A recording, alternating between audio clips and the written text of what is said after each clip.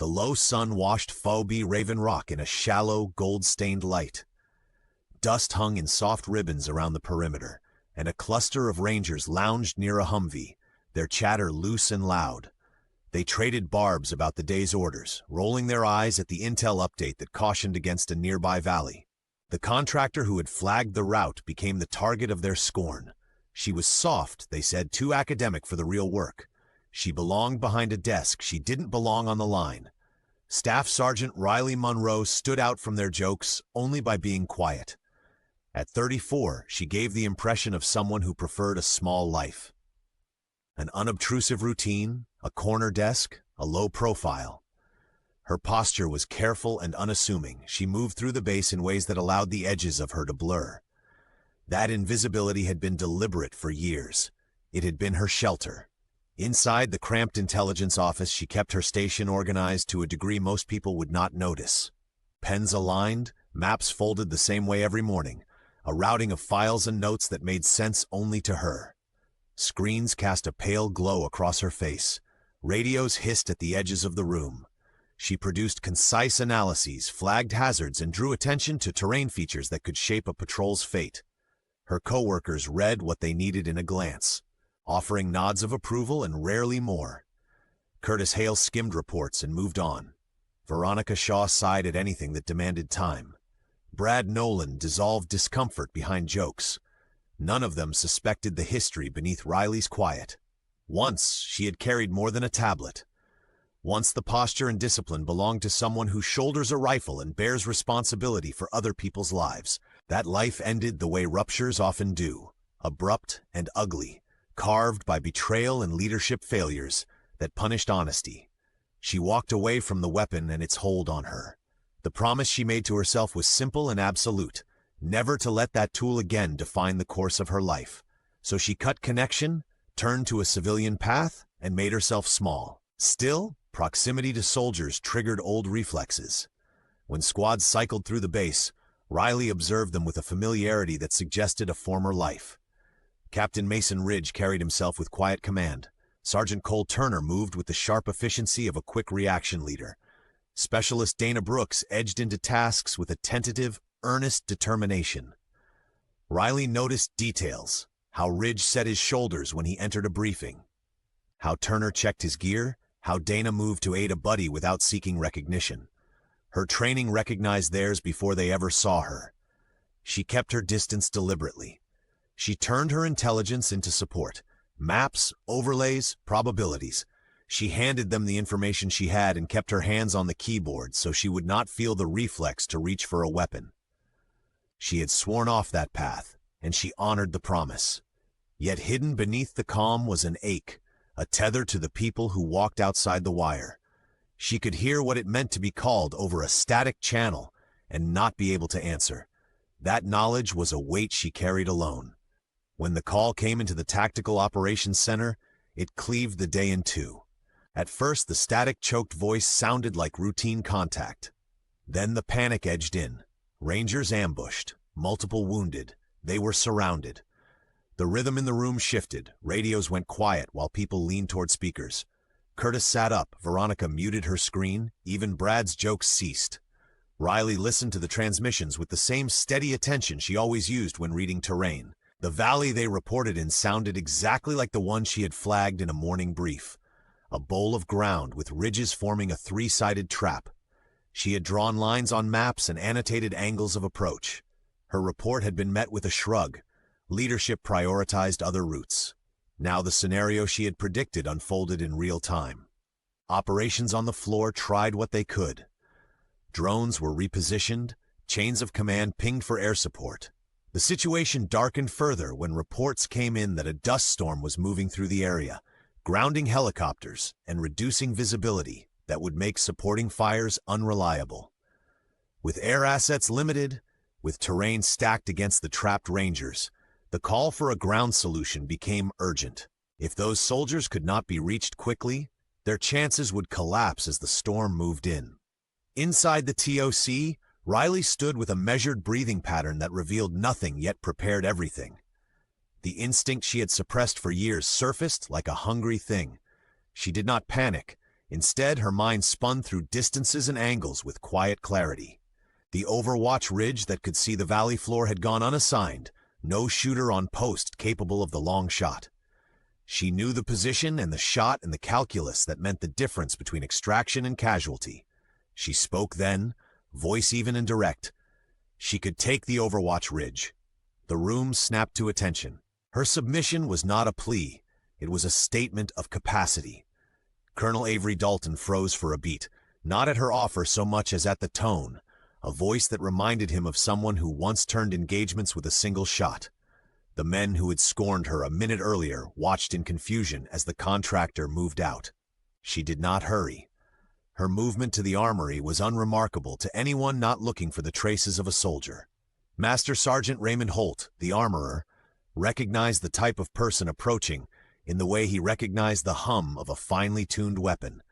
He opened a locked cabinet that sat unused and brought out a precision rifle wrapped in a protective cloth. It was a tool kept idle for years, the kind of instrument that needed hands who understood its temper. Holt slid a case of match-grade rounds onto the counter with reverence. He did not ask paperwork questions. He passed the rifle across and watched her take it, as if he had returned an instrument to the only person who could wield it with purpose. A convoy rolled out to the valley with engines throwing up a cloud of dust. Riley took the last vehicle, and Sergeant Turner, rugged and impatient, rode in beside her. He barked orders. He resented civilian intervention. He told her to stay close and keep from making mistakes. She accepted the instruction by not reacting, her focus already anchored on the ridgelines ahead. They dismounted at a cut in the terrain where vehicles could go no farther. The climb to the ridge was steep and punished every step with loose rock and whipping wind. Riley moved with efficiency, each motion economical and practiced. Turner wondered aloud at her chosen path, but she simply kept climbing until she crested a jagged shelf of stone that offered a commanding view. She set the weapon with a ritual of care. Each adjustment was precise. Her movements were not fast but absolute, the hands of someone who had measured tempo in breaths and meant to control the cadence of conflict from a distance. Her field of view narrowed to the scope, a glass circle framing a valley that roiled with gunfire and scatter. Below, a medic was exposed while dressing a chest wound. A hunter had slipped from cover and aimed at the small group assisting the wounded. The radio's calls sounded thin and frayed. There are moments that recalibrate the world. Riley's first shot cleaved across the hard air and ended the immediate threat to the medic. It was a single, precise intervention that rewove the balance below. Static gave way to stunned silence.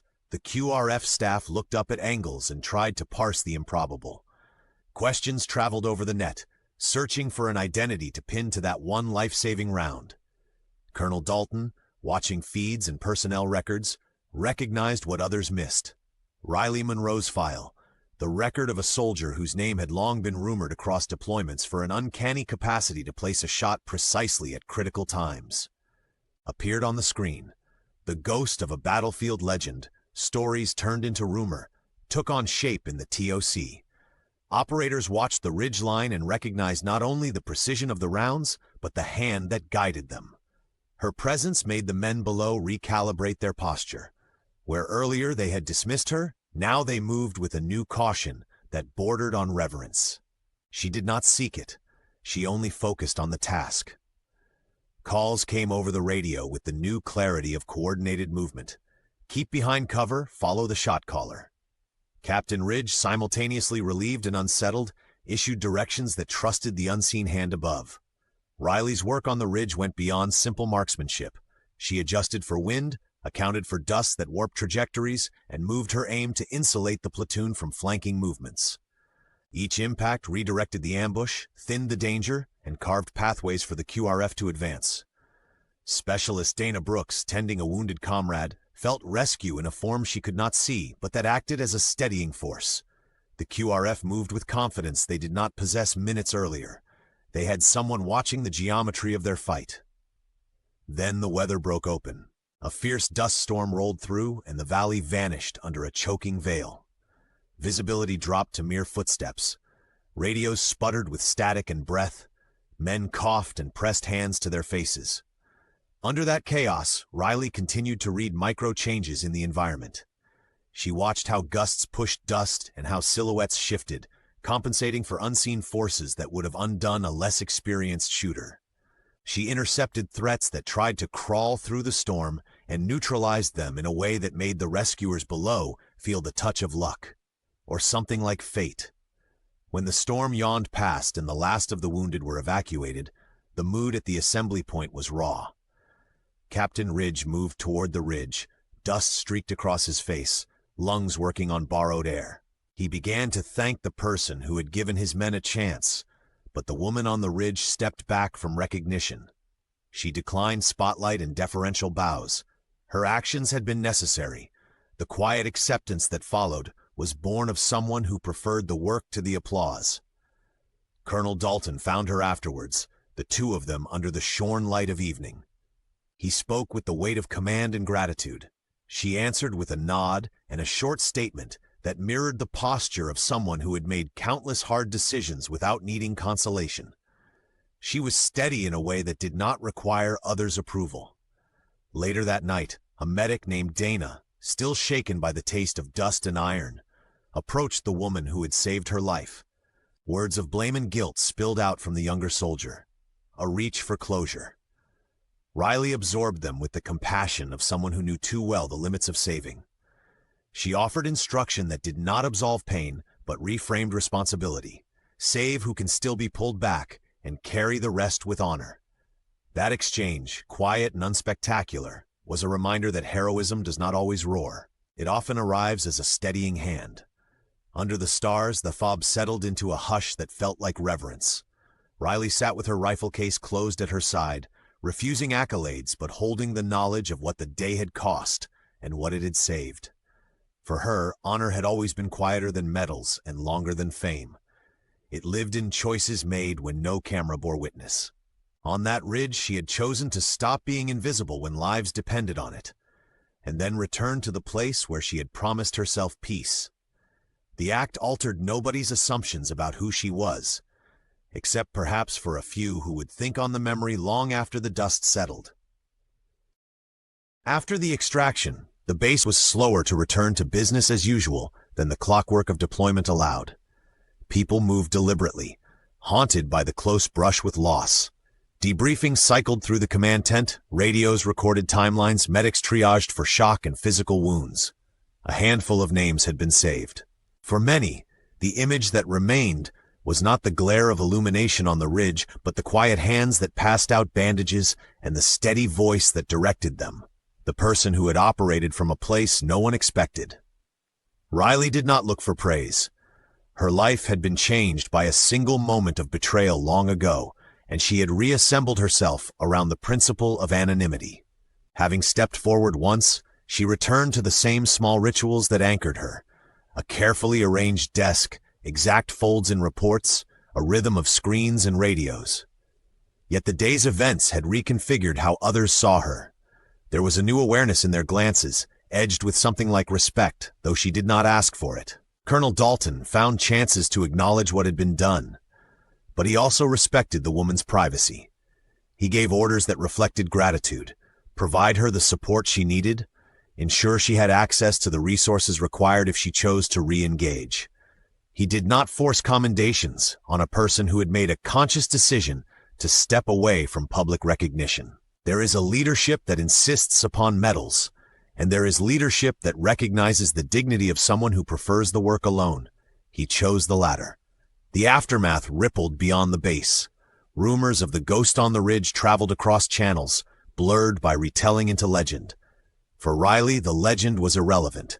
She cared about outcomes, the men who had been evacuated, the medics who could again move without fear, the QRF that would go home that night. The story she carried was not for paper. It had to do with the shape of responsibility and the small mercies that decided whether a life continued. That night, in the small hours, Riley walked the perimeter alone. The base lights threw thin cones across the sand, marking safe lanes and exposing the ordinary order of life in a theater of operations. She moved with the quiet gait she had adopted to vanish. Around her, people laughed softly in the mess, checked gear, or sat in tired circles swapping tales. She watched the rhythm of human need, the men waiting for sleep to absolve them, the medics disinfecting hands, the engineers fixing radios. She had once believed that leaving the line meant letting go of duty. That belief had been partial. Duty had followed, in different forms and in different quiets. Specialist Dana Brooks came to seek her out. Up close, the young medic looked as if the wind had carved new lines into her face. She had the stillness of someone who had borne weight and found some of it unbearable. She approached Riley without much ceremony and asked something that was less about gratitude and more about understanding. Riley offered counsel drawn from experience and loss, not absolution. She spoke of measured care, of how to survive in a role that asks so much and gives so little external comfort. The younger woman listened, holding the words like a map. Conversations like that changed more than one evening. They were exchanges where skill met humanity, where lessons were practical and also moral. Riley could explain sight picture and wind correction to any trainee. But what she gave now also reached into how a medic processes guilt, or how a commander shoulders the knowledge that not every choice yields life. The exchange that night was a line of continuity between people who had different pieces of the same world. Word of Riley's involvement reached ears beyond the FOB. There were those who wanted to push her back toward familiar roles, and those content to keep the memory of her action in private. Some suggested she re-enlist. Others recommended recognition in the form of commendations. Riley's answer was the same. She had no desire for spectacle. Her sense of purpose was not aligned with titles. She wanted to do right by people when needed, and then go back to her chosen quiet. She had reconciled the part of her that once depended on a rifle with the part of her that sought life beyond it. Still, action leaves marks. People asked questions about why she made the choices she did, why she had left the rifle in the corner of her life for so many years. The answers were never neat. A mixture of protest at command failures, the pain of betrayal that followed candidness, and a careful carving of autonomy from instruments of war. It was not about heroism. It was about an oath to oneself. She had learned that reclaiming agency was as important as saving life. On the ridge, she had chosen to intervene. Afterwards, she chose to remain the person she had crafted in exile, deliberate, small, and private. As days passed, routines shifted slightly. The FOB ran its cycles, missions dispatched, and threats scanned. Riley continued to produce quality intelligence, but now operators and rangers read her work with an attention shaded by the knowledge of what she had done. Small acts of courtesy began to appear. A hot cup of coffee left on the edge of her desk, an armorer offering a nod in passing, a captain asking for her assessment before a patrol. None of it changed her priorities, though it softened the environment around her. One afternoon, some weeks after the ambush, the same ranger who had once mocked her walked past her desk with a different expression. He did not offer praise. He simply inclined his head in acknowledgement and moved on. The gesture was small but telling. It signaled that old calculations about who had value were shifting, that competence would not be erased by a person's desire for privacy. Time did not erase what had happened in the valley. It integrated it into the base's memory. The men who lived because of that day continued to process the experience. Some of them were physically healed, but haunted by a sense of things they had not controlled. Riley did not pretend to deliver consolation. Instead, she remained available in the ways she could be, with counsel, with precise analysis, with a continued willingness to step up if the situation called. That approach earned respect that no ceremony could replicate. At night, she sometimes sat with Dalton, not in public but in private conversation when schedules allowed. They discussed risk calculus and the human cost of orders.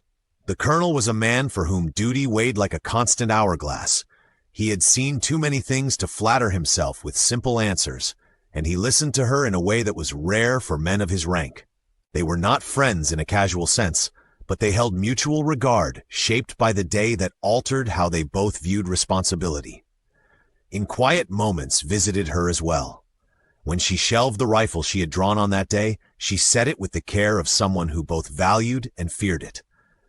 The weapon was a tool that could be used for salvation or for ruin. Her relationship to it was complicated by memory and by the vow she had made. She had not burned bridges with the past so much as rerouted how it touched her present life. The story of the valley continued to circulate in quiet channels and passed into the lore of units that rotated through the FOB. Some told it as a tale of miraculous marksmanship. Others framed it as an episode about the importance of listening to intelligence. For Riley, the narrative had a different weight. It was a reminder that silence could be both armor and prison, that stepping forward cost a person something, and that sometimes doing the right thing meant breaking the very rules one created to survive. Months later, when routine returned more fully, and the memory of that afternoon settled into cadence instead of acute sting, a younger soldier recounted the episode to a new arrival. He described a woman on a ridge who took a single life-preserving decision and then retreated from the spotlight by choice. To the listener, the tale read like a parable: competence without need for reward, courage without applause. It was what Riley understood to be true. On an evening much like the one when it had all begun, she walked the same perimeter and found a younger version of Dana adjusting a dressing under a lamp. The medic glanced up and offered a nod that carried a mixture of gratitude and resolve. Riley returned the gesture and kept walking. She would not accept accolades, nor did she need them. Her reward was the certainty that, when pushed, she followed the thing that mattered most. She had saved lives and then returned to being a careful presence, a person who measured her steps not by public recognition, but by the quietness she carved out in the aftermath. In the end, the defining image of that day was not a photograph or a headline. It was a set of choices layered together: a decision to act, a refusal to be celebrated, and the small kindnesses afterward that helped others stitch the day back into their lives. Riley Monroe's action at the Overwatch Ridge became one story among many, in a landscape crowded with brave decisions. It was a reminder that heroism need not be performed for crowds. Sometimes it is enacted simply because no other option existed.